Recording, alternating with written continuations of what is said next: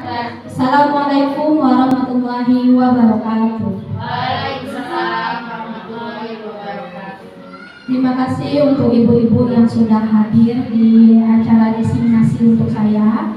Saya mohon izin waktu sejam minimal, kalau maksimal harap maklum Bu ya. Saya minta izinnya sedikit saja waktunya. Untuk hari ini kegiatan kita ada kesepakatan sebelum kegiatan. Yang pertama, ketika saya lagi menjelaskan, tolong untuk mendengar terlebih dahulu. Yang kedua, tolong kalau ada HP-nya di-silent, karena takutnya ketika ada video atau apapun itu kedengaran suaranya. Dan yang ketiga, apabila ada yang mau bertanya, boleh raise hand tanpa harus memotong pembicaraan teman yang lain. Dan selanjutnya, tolong hargai siapapun yang ada di dalam ruangan ini. Itu aja untuk kesepakatan kelas. Ada kesepakatan ruang kita. Adakah yang mau bertanya? Sudah sepakat? Sepakat ya. Nah, jangan sampai ganggu. Ini adalah paling-paling ini membantu untuk kegiatan CGP saya angkatan 11. Di sini saya akan mendiseminasi tentang budaya positif. Tapi sebelum itu kita SBC dulu ya. Boleh bergoyang, mau berdiri boleh, mau duduk juga boleh, pakai tangannya. Yang penting ekspresi tangannya kelihatan biar video yang di belakang tidak tertutup dengan badan ibunya ya. Jadi kita pakai tangan saja.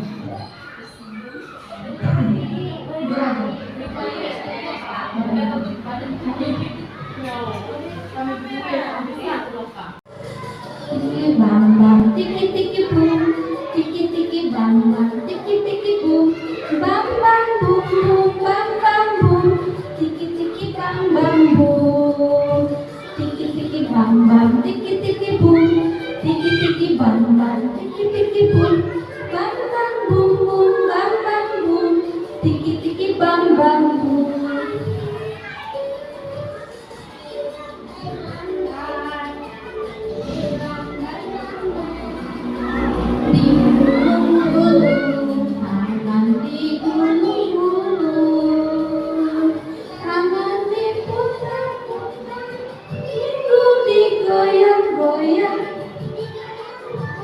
Digoyang-goyang, digoyang-goyang. Sekali lagi Bu ya. Sekali lagi. Tiki-tiki bang-bang, tiki-tiki bum, tiki-tiki bang-bang, tiki-tiki bum, bang-bang bum, bang-bang bum, tiki-tiki bang-bang bum.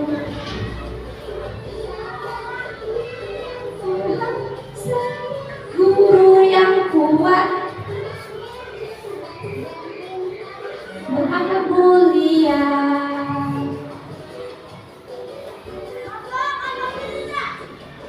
Tiki-tiki bang-bang, tiki-tiki bum, tiki-tiki bang-bang, tiki-tiki bum, bang-bang bum bum, bang-bang bum, tiki-tiki bang-bang bum, bang-bang bum bum, bang-bang bum, tiki-tiki bang-bang bum. Ya, terima kasih.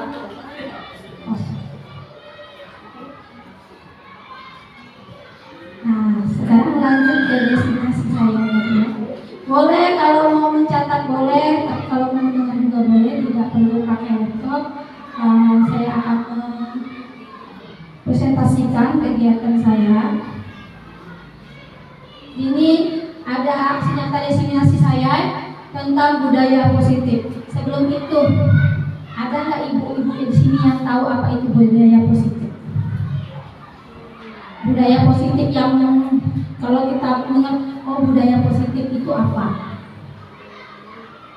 Boleh ibu Dahlia? Kayak video, kayak di layar.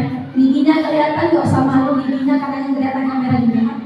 Cuma kelihatan dari saya. Kita 15 detik ya, saya hitung ya. 1, 2, 3, 4, 5, 6, 7, 8, 9, 10, 11, 12, 13, 14, 15.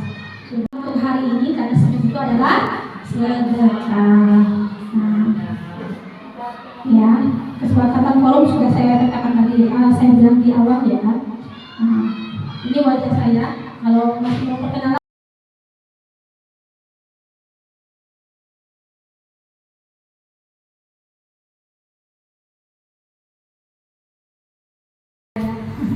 Biasalah kalau kita dadakan kayak gini.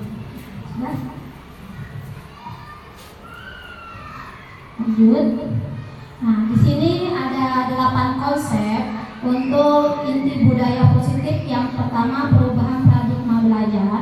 Kita harus mengubah bagaimana mindset kita tentang belajar. Yang kedua, disiplin positif. Yang ketiga, teori motivasi perilaku manusia. Yang keempat, keyakinan kelas. Dan yang kelima, hukuman dan penghargaan. Kebutuhan dasar manusia, posisi kontrol guru, dan segitiga diskusi. Nah, dari 8 ini adalah hal yang biasa kita lakukan di dalam kelas. Dari 8 ini, adakah yang Ibu tahu sebelum saya masuk ke materi, adakah yang dari 8 ini yang Ibu tahu maksudnya? Ada berapa poin? Keyakinan kelas boleh, hukum dan penghargaan boleh, lagi posisi kontrol guru lagi, sudah cuma 3 berarti ya. Nah, di sini keyakinan kelas nanti kita bahas satu persatu dari sini.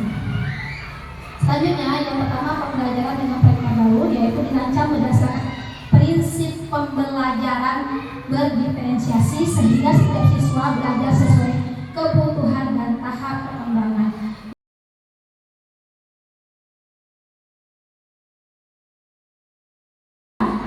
Di profil Pancasila, kenapa sekarang ada kata profil Pancasila? Karena di situ sudah 6 ini sudah mencakup semuanya tentang apapun itu. Karena kita itu selalu berfokus ke KHD Ki Hajar Dewantara. Di situ beliau mengatakan bahwa kita sebagai guru ini bukan untuk mengajar anak, tapi menuntun anak. Menuntut itu beda dengan mengajar. Kalau menuntut itu kita bisa mencontohkan. Tapi kalau di situ jadi dari profil Pancasila kita bisa mengikuti mindset dari Ki Hajar Dewantara itu. Nah, di sini ada kebutuhan dan tahap perkembangan. Ingat, setiap anak itu berbeda-beda. Karena dalam prinsip kita itu tidak bisa kita samakan anak A dengan anak B. Mungkin ada anak A yang pintar, anak B yang kurang pintar, tapi dia aktif. Ada yang berbeda-beda. Itulah sesuai kebutuhan dan tahap perkembangannya. Dan itu tidak bisa kita samakan anak A dengan anak B. Mungkin ada anak A yang pintar, anak B yang kurang pintar, tapi dia aktif. Ada yang berbeda-beda.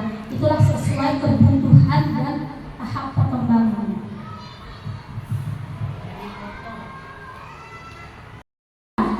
Di profil Pancasila, kenapa sekarang ada kata profil Pancasila? Karena di situ sudah 6 ini sudah mencakup semuanya tentang apapun itu. Karena kita itu selalu berfokus ke KHD Ki Hajar Dewantara. Di situ beliau mengatakan bahwa kita sebagai guru ini bukan untuk mengajar anak, tapi menuntun anak. Menuntut itu beda dengan mengajar. Kalau menuntut itu kita bisa mencontohkan. Tapi kalau di situ jadi dari profil Pancasila kita bisa mengikuti mindset dari Ki Hajar Dewantara itu. Nah, di sini ada kebutuhan dan tahap perkembangan. Ingat, setiap anak itu berbeda-beda. Karena dalam prinsip kita. Nah, di sini pada perkembangan paradigma baru, kerangkanya yaitu perkembangan bukan model yang linier maupun merupakan siklus yang berkesinambungan, bukan yang kelihatan, bukan juga berkelanjutan, tetapi bisa diubah dengan paradigma pembelajaran agar terjadi perbaikan dan pengembangan praktek pembelajaran secara berkelanjutan. Yang ini Bu ya, perbaikan dan pengembangan praktek pembelajaran secara berkelanjutan. Itulah kenapa kita kalau dalam pelajaran kita itu ada fase-fasenya. Itu tidak bisa kita kembangkan secara setahun gitu. Tidak bisa kita kembangkan secara tiba-tiba, tapi ada fase, ada perbaikan dan pengembangan praktek pembelajaran secara berkelanjutan. Nah, itu semuanya kita pembelajaran 45 baru profil pelajar Pancasila. Selanjutnya, di sini kita mandiri bertanggung jawab. Ingat, anak itu semuanya ada tanggung jawabnya sendiri sebelum kita atur ataupun kita ajarkan. Nah, ditinjau ulang adalah bentuk disiplin yang dijalankan selama ini di sekolah-sekolah kita. Bentuk disiplin itu kan kalau kita menonton mau jangan, tapi semuanya bisa kita ubah secara bertahap dari paradigma ini tersendiri. Selanjutnya, nah ini teori kontrol kita. Guru, ini ilusinya ya, ilusi guru mengontrol murid. Ilusi bahwa semua penguatan positif, efektif dan bermanfaat itu pasti kita minta ke siswa. Apapun yang kita minta ke siswa itu pasti bermanfaat. Dan selanjutnya yaitu membuat rasa bersalah maupun penguatan karakter. Setiap anak kalau ada kesalahan kita harus marah gurunya. Kita takut. Besoknya kita lakukan atau tidak? Masih kita lakukan nggak kegiatan? Benar tidak? Pasti masih ada. Karena poin pertama kita takut, bukan berubah, tapi takut. Nah itu ada posisi menguatkan karakter. Ingat guru itu dari saya pelajari ini berarti poin pertama, guru itu tidak boleh membuat anak takut, tapi menguatkan karakter. Itulah mengapa profil pelajar Pancasila itu pertama itu penguatan karakter. Karena kita anak itu akan takut selesai. Sudah itu besoknya akan kembali lagi dengan sifat aslinya. Namanya juga anak-anak ya kan. Anak itu adalah dunianya bermain. Selanjutnya orang dewasa berhak memaksa. Ini benar atau salah? Ilusi bahwa orang dewasa berhak memaksa. Menurut ibu benar atau salah? Kita harus memaksa. Benar. Benar. Memaksa. Memaksa kita ada dua, mau yang positif atau negatif. Tapi kalau karena kita budaya positif, maka kita harus memaksakan dengan budaya positif kita. Paksa. Awalnya kita kalau anak-anak kayak anak satu, mereka itu kalau pakai jilbab, mereka itu nanti pakai jilbab, mereka terpaksa makanya. Nanti waktu di jalan mereka akan pakai jilbabnya. Nah, jadi dengan hal memaksa kita bisa jadikan kebiasaan. Itu dari teori kontrol kita. Nah ini bedanya mengubah paradigma stimulasi respon ke pendidikan teori kontrol yang berbeda. Kalau misalnya kita lihat di gambar, misalnya kita lihat di layar, ini ada yang ibunya ngelihat yang nomor poin terakhir, ada yang di awal, ada yang di tengah, ada kali kata-kata yang kita pahami. Karena pemikiran kita semuanya berbeda, tidak ada yang sama, tiba-tiba mau sama. Kalau tiba-tiba sama itu mungkin poinnya keberuntungan. Tapi kalau bisa ditulis sama-sama itu pemikiran. Selanjutnya semua orang melihat hal yang sama. Setiap orang memiliki gambar berbeda. Kalau misalnya ibu melihat diri saya dari atas kepala sampai ujung kaki, ada satu yang dipandang. Ada yang ada kacamata saya, ada mulut saya, hidung saya, tingkat saya, dada saya, dan rok saya itu berbeda. Gak semuanya memandang mata saya. Gitu. Kita semuanya berbeda. Itu teori kontrol bahasanya. Kita mencoba mengubah orang ada pemandangan sama dengan kita. Bisa nggak kayak gitu? Selama ini saya kan seperti ya. Kalau sekarang mungkin berubah karena saya sudah bisa mengontrol diri saya. Itu semuanya kita pelajari. Selanjutnya saya bisa mengontrol orang lain. Nah, poin yang kedua tadi, saya tidak bisa mengontrol orang lain. Ibu dengan saya tidak bisa sama. Kalau kita sama, itu namanya tidak ada perbedaan. Itu tidak bisa kita kontrol kan? Ada nggak misalnya kelas ibu dengan kelas A dengan B sama pelajaran? Sama pelajaran, tapi sama nggak penjelasan? Beda ya kan? Karena kita tidak bisa mengontrol. Saya maunya kamu kayak gini, bisa nggak kita terapkan? Kan bisa. Saya maunya anak kita menggambar, tapi semuanya harus gambar bunga. Kan beda, gambar ada bunganya, kembangnya ada 6, ada 4, ada warna merah, ada biru. Itu nggak bisa kita kontrol. Anak itu walaupun kita sebagai pengontrol dalam sekolah, mereka tidak bisa menyamakan gambar satu dengan gambar yang. Selanjutnya model pemikiran menang atau kalah. Ini harus kita ubah jadi model berpikir menang-menang. Kita harus pikir kita harus menang. Jangan mikir nanti kalah nggak usah mikir gitu. Tapi kita harus bisa. Selanjutnya kita ke budaya positif. Nah ini yang kita bahas tadi ya, budaya positif. Di sini budaya positif dalam mendidik adalah pendekatan yang mengutamakan penguatan positif. Yang selanjutnya disiplin positif. Disiplin positif merupakan pendekatan positif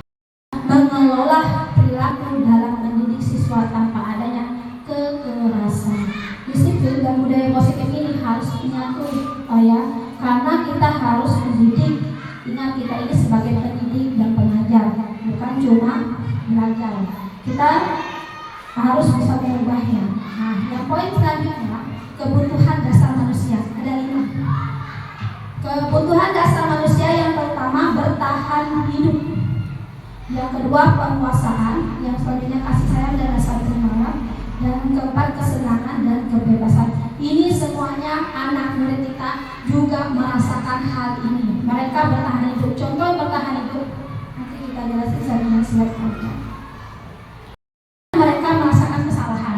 Pernah nggak ibu dengar? Kenapa kamu melakukan itu? Kenapa anak melakukan itu? Ini nih bu, si A ganggu saya gini. Itu namanya bertahan hidup. Mereka tidak mau disalahkan dengan sendirinya, tapi mereka bisa mencari alasan. Pertanyaannya diubah. Jangan tanya misalnya, kenapa kamu melakukan itu? Kalau kita bertanya, kenapa, itu pasti ada alasan yang beribu-ribu alasan. Nah, pertanyaannya bisa kita ubah, misalnya, apa yang kamu lakukan? Itu aja, nggak usah mengapa kamu lakukan. Kalau mengapa kamu lakukan, mereka akan bertanya, mereka akan mengadu ini si A, si B, itu ada timbulkan fitnah itu karena dari poin pertanyaan kita yang salah. Yang kedua, penguasaan. Siswa itu memiliki penguasaannya sendiri tanpa kita harus mengontrol mereka. Mereka misalnya, Yona, kita kerjakan halaman sekian, kita mengerjakan halaman sekian. Mereka akan tahu, oh di poin ini dulu lah saya kerjakannya, saya nggak mau poin ini. Ada yang mungkin ibu tanya, Bu, tadi ibu jelas sampai gini. Nah, mereka itu adalah penguasaan mereka yang kurang, tapi kita harus sadar melakukan hal itu karena sesuai dengan modal pertama tadi, yaitu budaya positif.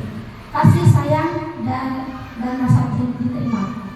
Ingat, anak murid kita itu, kalau misalnya kita pelajari kasih sayang mereka, itu berbeda. Mungkin ada di antara kita berbeda-beda ya kan kasih sayangnya. Ada itulah kata-kata ibu bapak yang pernah juga melakukan itu.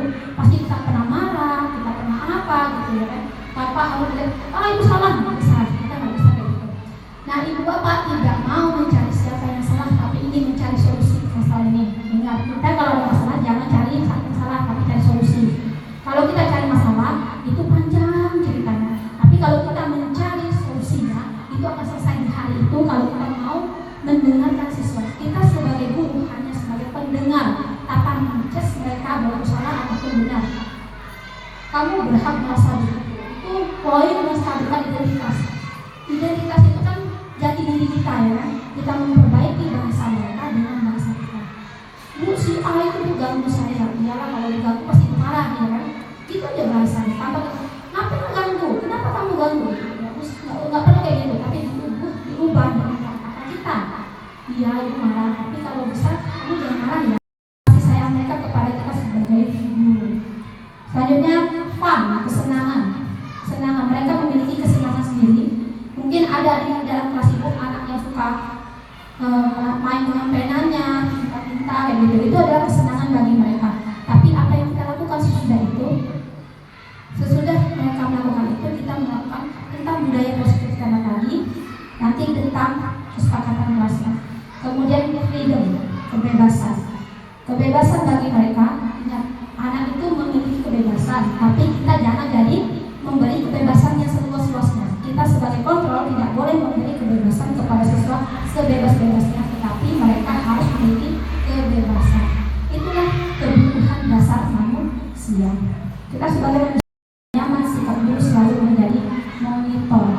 Kalau misalnya anak kita terlambat, kita konsekuensinya kamu kalau terlambat apa nak? Berdiri, itu tidak sesuai ya. Selanjutnya, yang ini pemahaman baru, restitusi. Restitusi proses penciptaan kondisi bagi murid untuk memperbaiki diri dan kesalahannya. Proses kolaboratif yang mengajarkan murid untuk mencari solusinya sendiri. Ini kalau bahasa kita bukan hukuman, bukan konsekuensi, tapi restitusi. Kalau kita bisa mengubahnya, jangan jadi hukuman, jangan jadi konsekuensi, tapi restitusi. Bolehkah kita melakukan penghukum, pembuat rasa bersalah, teman, manajer, dan pemantau? Sesudah ini saya akan menjelaskan contoh-contohnya. Kita sebagai 5 ini, Lima ini adakah ibu yang paham maksud dari kita sebagai guru? Ini adalah mengontrol kita sebagai guru. Sudah sebagai teman kan kita? Sudah sebagai manajer kan kita? Atau kita hanya pemantau? Atau kita cuma memberi hukuman? Atau kita cuma membuat rasa bersalah? Itu semuanya kita lakukan. Yang poin pertama, apa sih bedanya? Coba baca lagi dari konteks ini. Siswa tidak memakai atribut lengkap saat upacara bendera. Ini ada batasannya. Beda. Ini teman. Tolong ya. Ingat yang kebiasaan kita minta tolong, minta maaf, dan terima kasih. Itu sudah dilakukan untuk kita sebagai pertemanan. Nah, pemantau, kamu sudah melanggar peraturan sekolah. Kami tahu konsekuensinya. Setelah upacara, kamu beri atribut kooperasi dan jangan diulangi lagi. Itu sebagai pemantau. Dari dua bahasa ini berbeda atau sama? Bisa dipahami perbedaannya? Perbedaannya cuma dari kata-kata kita. Kalau kita sebagai pemantau langsung menitikkan salah anak itu. Tapi kalau kita sebagai teman, kita minta bantuan ya, tolong ya, terima kasih ya, itu sebagai teman. Dan contoh penerapan laginya, ya, manajer. Apakah kamu tahu kesalahan apa kira-kira yang kamu lakukan? Bagaimana kamu memperbaiki kesalahan? Manajer itu adalah bagaimana kita pengajaran kita kepada siswa langsung to the point, menjelaskan apa sih kesalahan kamu, bla bla bla bla. Nah, itu adalah bagaimana kamu memperbaiki kesalahan juga dijelaskan di situ. Jadi keyakinan kelas ya. Mengapa keyakinan kelas bukan peraturan kelas? Kenapa sekarang diubah dari peraturan kelas? Dulu zaman kita belum belajar tentang kurikulum merdeka, mungkin kita peraturan kelas kan. Nah, apa bedanya antara peraturan kelas dan keyakinan kelas? Kalian tahu? Apa sih bedanya? Boleh Bu? Baik, terima kasih Bu Anita. Saya sedikit memberi jawaban dari pertanyaan. Kalau peraturan kelas itu kita sudah ditetapkan aturannya dan kita harus mematuhinya. Dan ketika kita melanggarnya mungkin akan terkena sanksi atau semacamnya. Tapi ketika keyakinan kelas itu adalah kesepakatan kita bersama untuk menjalankan sebuah kesepakatan tersebut, sehingga terbitlah atau muncullah karakter yang berbeda dari dalam diri anak itu sendiri. Misalnya seperti tidak boleh datang terlambat. Kalau datang terlambat, kamu akan kena sanksi, misalnya menyapu atau membersihkan lingkungan sekolah. Tapi ketika keyakinan kelas itu sudah ditanamkan di dalam diri anak itu sendiri rasa tanggung jawab untuk memenuhi kesepakatan yang telah dibuat seperti itu. Terima kasih. Poin dari yang dari yang katakan peraturan kelas itu adalah sudah ditetapkan, sedangkan keyakinan kelas adalah poin yang baru kita buat bersama dengan kolaborasi antara siswa. Kalau mereka melanggar, maka mereka yang tahu konsekuensinya. Nah, dari peraturan kelas itu pengertiannya peraturan kelas itu bikin. Kita yang bikinnya. Peraturan kelas itu kalau dalam tahapnya itu guru bla bla bla bla 2, 3, 4 ini peraturan kelas kita tanpa melibatkan siswa.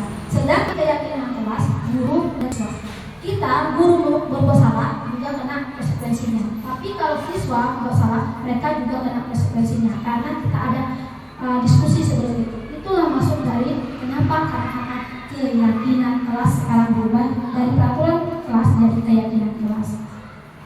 Nah, pembentukan keyakinan kelas.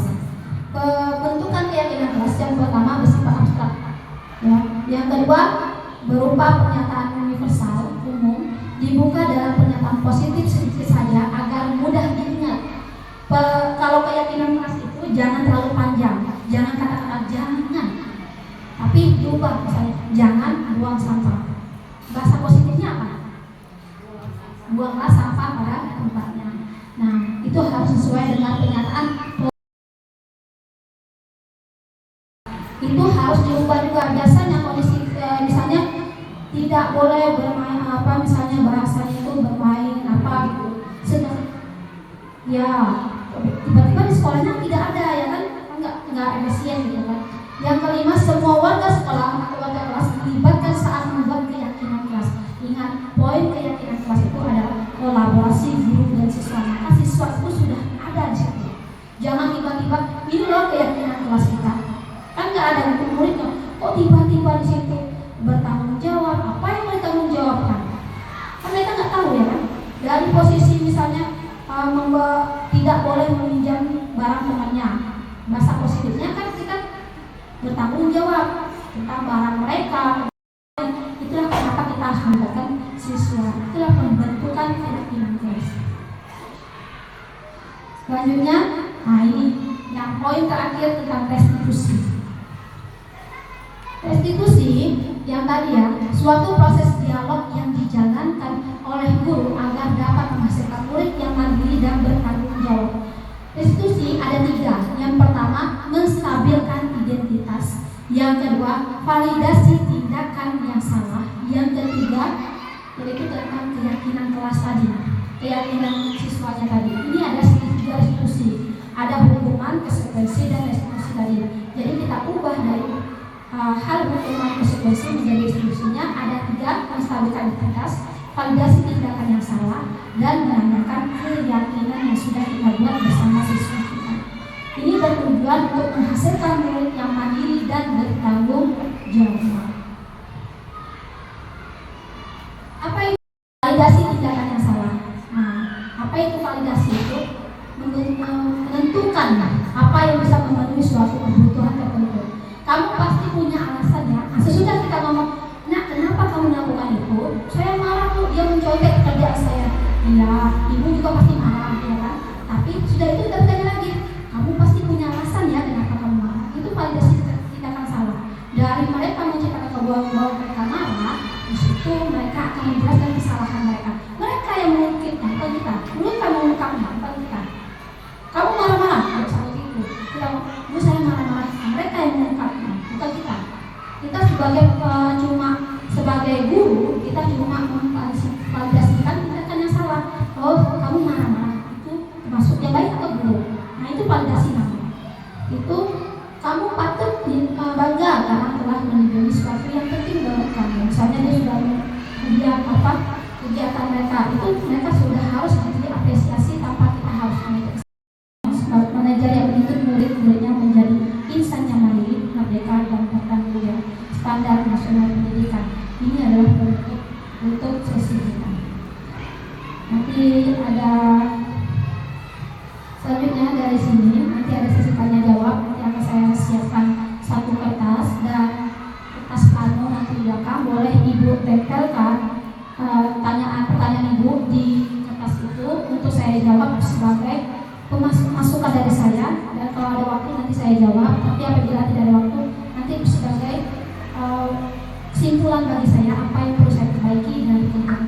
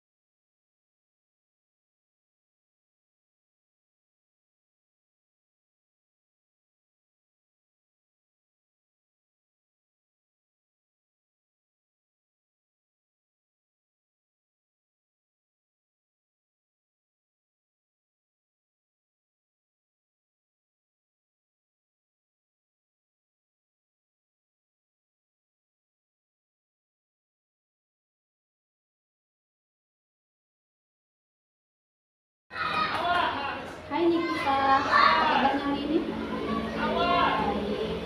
Ini kita kemarin Ibu dengar ini kita terlambat ya ke sekolah? Iya. Kenapa terlambat? Bangun terlambat. Bangun terlambat. Wah, jam berapa nih kita bangunnya? Jam 9.07. Apa kerjaannya di rumah sampai waktunya lambat? Bangun tuh terlambat. Kenapa? Malamnya main apa? Apa main HP? Oh, main HP. Nah, kalau lambat itu baik nggak untuk kita? Enggak. Nah, kenapa nggak baik? Karena bisa merusak otak dan tubuh. Nah, itu yang kita sudah tahu. Jadi nanti jangan ulangi lagi ya, jangan sampai ada laporan dan dari teman bahwa kitanya terlambat lagi. Nah, kalau terlambat itu kita sudah dalam kelas kita kan ada keyakinan kelas tuh. Nah, jadi ini kita sudah melanggar keyakinan kelas yang mana? Keyakinan datang terlambat. Datang tepat waktu ya. Jadi ini kita nggak boleh lagi kalau misalnya tidak datang tepat waktu, karena waktu itu sangat berharga. Nanti jangan diulang lagi ya, jangan sampai ibu mendengar laporan dari teman-teman lain. Ya, ini sudah laporan akhir saja. Terima kasih ya yang sudah mau datang ke sini untuk laporan itu. Boleh masuk ke kelasnya lagi.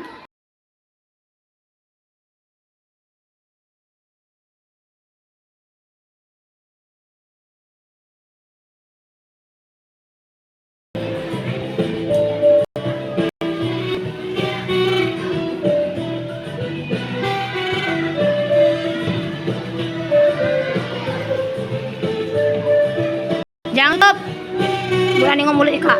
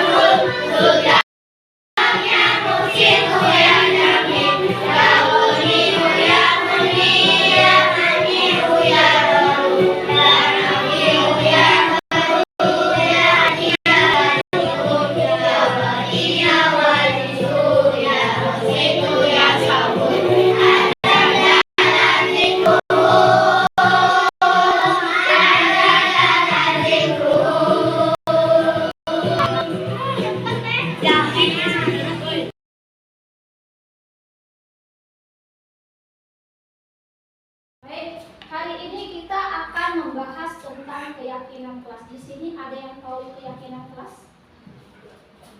Pernah dengar keyakinan kelas? Pernah? Di kelas 5 pernah? Di kelas 4 pernah? Kita sudah belajar keyakinan kelas. Ada dua keyakinan. Yang pertama ada peraturan kelas dan keyakinan kelas. Nah, dari kelas 4, kelas 5, dan kelas 6 sekarang, kalian bisa nggak membedakan antara peraturan kelas dan keyakinan kelas? peraturan kelas. Pernah dengar kata-kata peraturan kelas? Pernah. Pernah? Apa itu peraturan kelas? Peraturan kelas. Nah, yang kita bahas hari ini tentang keyakinan kelas. Yuk. Siapa yang tahu arti peraturan kelas atau keyakinan kelas? Ini pernah kita dengar, ini juga pernah kita dengar. Sama nggak ini? Sama. Beda. Ini sama Bu, apa ya? Nggak ada samanya, beda.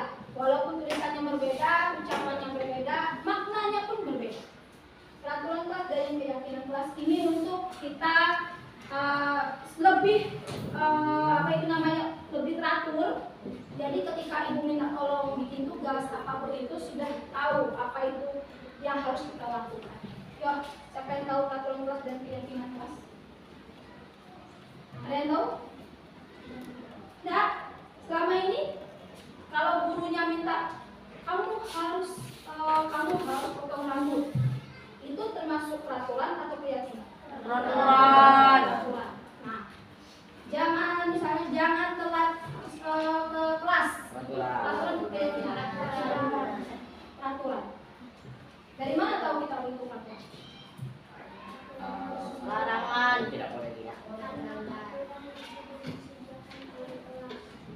Kelas.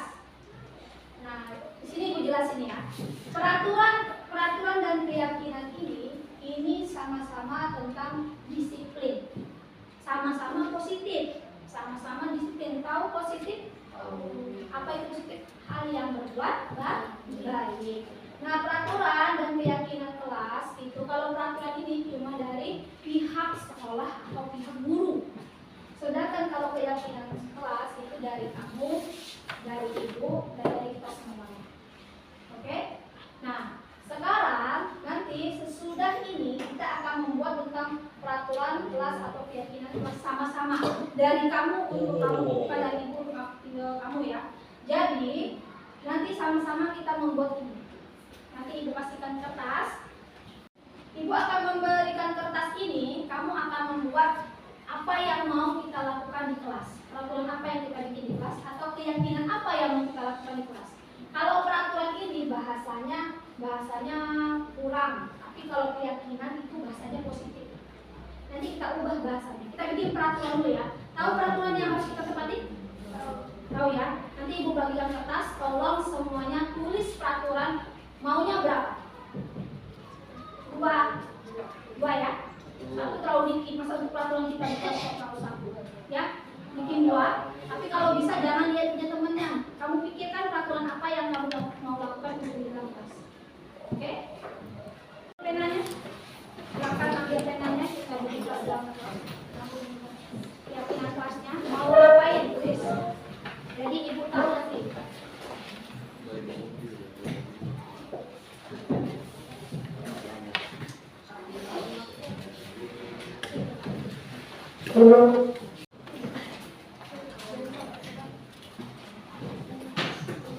Boleh penanya dikeluarin.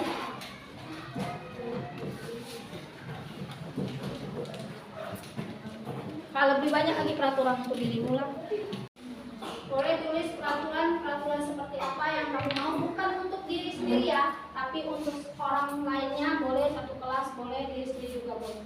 Mau lebih dari 2 juga boleh, kalau banyak boleh. Tapi kalau bisa jangan sama dengan temannya, jangan nyontek dengan temannya, dengan bahasa kamu sendiri. Mungkin di rumah juga ada peraturan. Kalau di rumah kita ada peraturan atau apa yang harus kita lakukan itu lebih baik daripada kita tidak ada peraturan. Dengan bahasa kamu ya.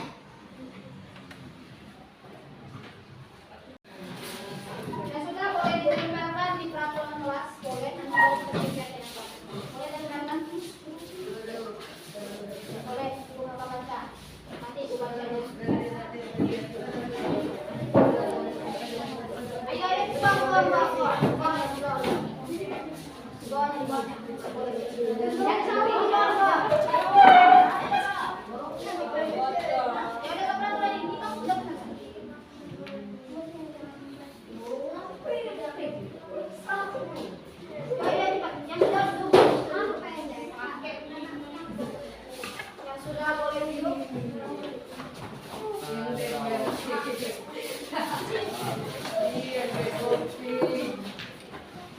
Nanti akan ketahuan siapa yang tidak mengumpulkan.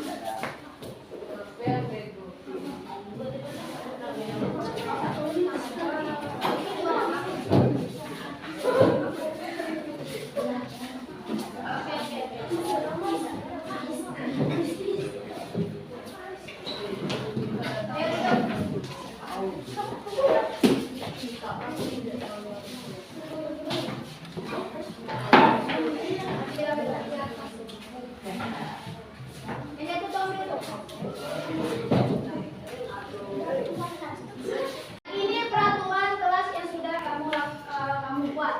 Sudah kamu buat peraturannya. Nanti ibu rangkum satu-satu. Yang pertama yang ibu baca ya. Gitu kok. Dan. Lanjut. Buku yang panjang harus dipotong. Buku yang panjang harus dipotong. Lanjut. Nomor 8. Mengerjakan tugas. Mengerjakan tugas. Mau untuk PR, mau itu latihan sama ya. Tidak membawa mainan. Ada yang mau mainan? Tidak membawa mainan. Tak boleh. Nomor 10. Selalu mengucapkan assalamualaikum ketika masuk kelas. Mengucapkan salam ya. Ketika masuk kelas. Wah, banyak peraturan kamu. Tidak boleh memanjangkan rambut. Nah, benar ya, tidak boleh memanjangkan rambut. Nomor 11. Tidak boleh. Tidak memanjangkan rambut. Tidak boleh menghina teman. Benar, tidak boleh menghina teman. Ini poin paling penting. Nomor 12. Tidak menghina. Nomor 13. Tidak boleh merusak fasilitas sekolah. Tidak merusak fasilitas sekolah. Nomor 14. Tidak boleh merobek taplak meja. Tidak merobek taplak meja. Berarti ada temannya nih. Tidak boleh berkata kasar. Tidak boleh berkata kasar. Nomor 15. Dilarang keluar kelas. Dilarang keluar kelas. Ini dari kamu ya. Tak boleh berarti. Kita lihat tadi, maaf. Dari yang kalian lihat tadi, bagian mana yang sama? Nomor berapa? 12, 17. 18, 18 dan 20. Berarti yang 20 kita hapus ya. Yang 20 kita hapus. Lagi? 12, 17. 12 dan 7. Jangan membuli, tidak menghina. Itu boleh nih. Tidak menghina termasuk membuli ya. Hati-hati. Membuli itu. Lanjut. Ada lagi? Yang sama?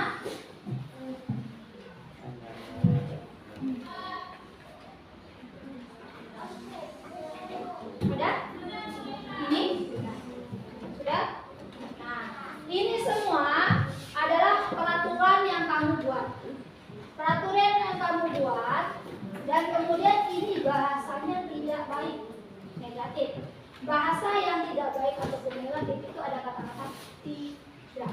Sedangkan keyakinan kelas kita harus menggunakan kata positif. Contohnya, jangan bermain. Apa kata-kata positifnya? Kata-kata jangan ini kan nggak baik ya. Kalau kita sebagai anak misalnya, jangan manja. Nah, gurunya ngomong apa? Manja terus. Iya kan? Apa yang kamu lakukan kalau gurunya nyuruh kamu manja?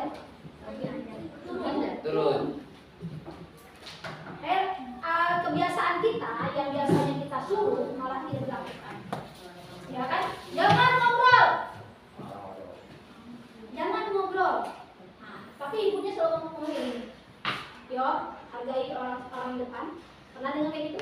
Nah, berarti kamu sering. Nah, kata-kata jangan bermain berarti apa yang bahasanya baik?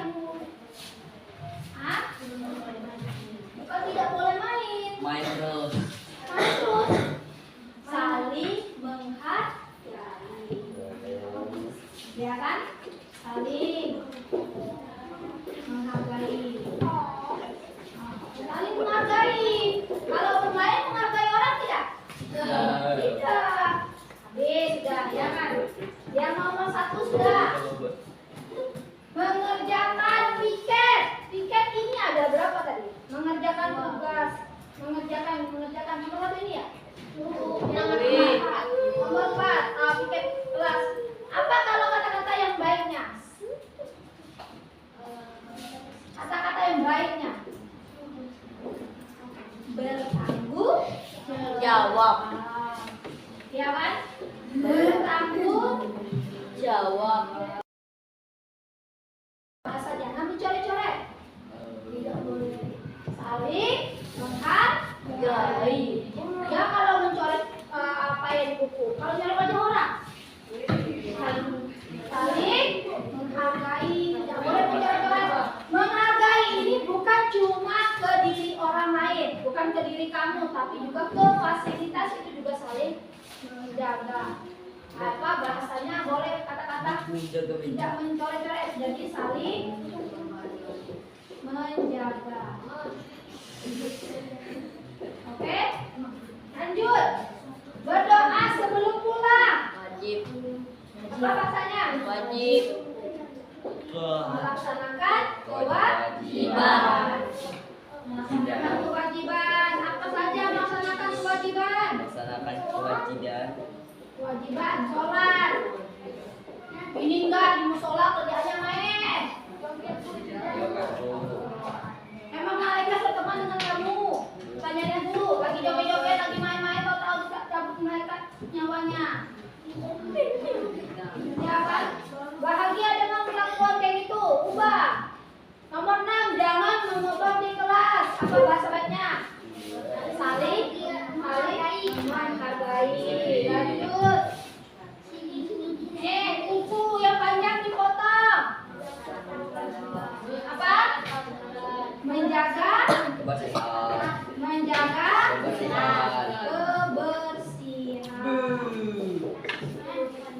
Buku panjang itu bagus apa tadi? Ya, tidak. Lanjut, nomor 8. Mengerjakan tugas apa? Jawab. Yang jawab. Saling menghargai orang. Kewajiban tadi ya. Lanjut, tidak membawa mainan. Apa itu? Masuk kemana? Tidak membawa mainan. Melaksanakan kewajiban. Apa yang dibawa kewajiban kamu? Buku, bukan mainan. Kamu main. Nomor 10, mengucapkan salam ketika masuk kelas. Itu apa?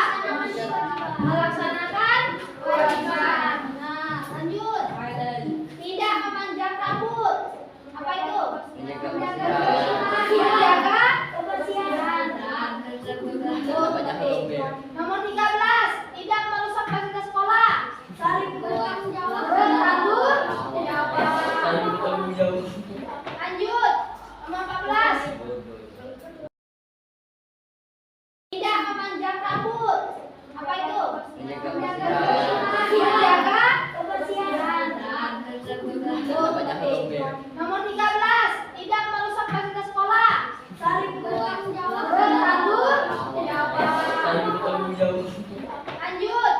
Nomor 14. Tidak merobek bak meja. Tidak merobek. Menjaga kebersihan. Nomor 15. Tidak berkata kasar. Melaksanakan kewajiban boleh, saling menghargai juga boleh.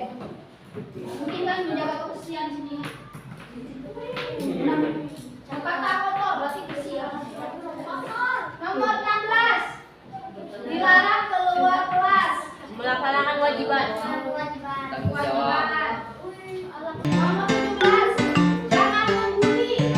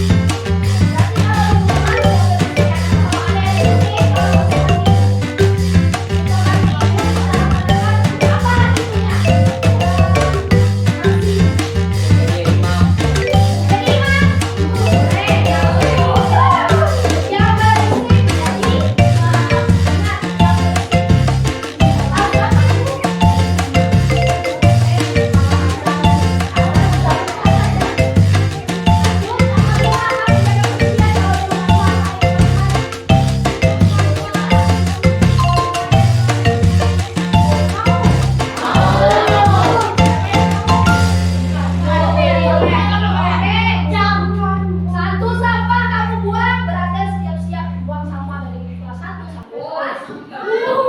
Kelas 1 Mendeteksi keuangan sampah berarti sudah ini keyakinan kelas kita nanti akan ibu foto, akan ibu jadikan buku, akan ibu masukkan ke dalam buku ibu. Jadi ingat-ingat kalau ada kesalahan tolong diingat ini ya. Nah ini aja untuk keyakinan kelas yang sudah kita buat untuk semester ini. Tolong saling menghargai. Ibu lagi ngomong nih. Halo. Halo. Tolong saling menghargai. Kalau menghargai nanti nggak bisa, minimal kita ini sebagai manusia harus saling menghargai. Kalau kita nggak mau orang kurang ajar ke kita, orang yang tidak mau tidak sopan dengan kita, minimal kita menghargai. Ibu pun kalau bersama kamu, ibu tahu batasan ibu. Ibu pun dengan teman-teman ibu tahu batasan ibu. Karena poin pertama, kita sebagai manusia itu menghargai. Kalau kita sudah menghargai orang, pasti kita sudah hormat dan kita pasti akan sayang. Tapi kalau misalnya kita sudah belajar itu apa bedanya? Hormat, harga, sayang. Sudah belajar kan? Kalau orang yang kamu menghormati seseorang, pasti kamu sudah menghargai dan menyayangi. Tapi kalau misalnya kamu menghargai seseorang, kamu belum tentu hormat, tapi kamu sudah sayang. Tapi kalau orang sayang, belum tentu kamu hormat dan kamu juga menghargai. Itu sudah kita jelaskan di pelajaran tersebut.